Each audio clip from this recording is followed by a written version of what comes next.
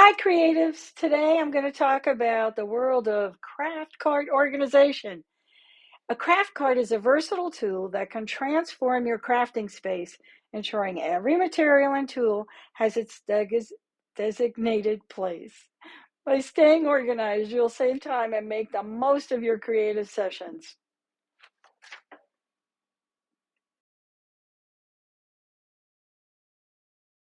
So pretty much what happens when I have to do a craft fair is I have to take everything off my table, put it someplace, put it away, hopefully, and then table gets folded up, put in the car, and then we're off to the craft fair. I come back, everything gets put back where it's supposed to be, and then I have to start whatever project I'm going to start. The problem is that I sometimes I rush things, or and I have so much that I try to put away because I'll do multiple things. I'll do my videos, or I'll do a craft, and basically it's always not where it's supposed to be. And the problem with that is that I end up not being able to find what I'm looking for. Then I go and I buy it, and eventually when I'm looking for something else, I find the thing I wanted. And so everything is disorganized. So this is what I did. I took all my things and I put them into spaces. I have 3 bookshelves. A couple of the things on the bookshelves are just inspiration, motivation. They're things that I like having in my space.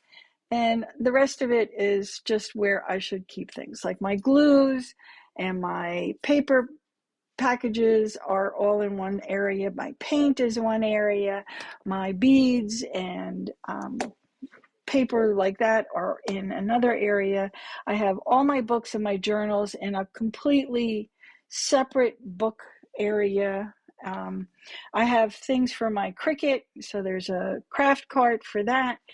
And then when I have to do something, I can gather those materials. And I used to keep them each in individual craft cards. I would have one just for paper crafting, or just for painting. And what I found the problem was with that is that I couldn't get everything into there because I have a lot of stuff. So they'd still have to be in shelves. So here's what I did this time. When I put things away, I reorganized everything. I made a space for the glues, a space for the beads, a space for the paper.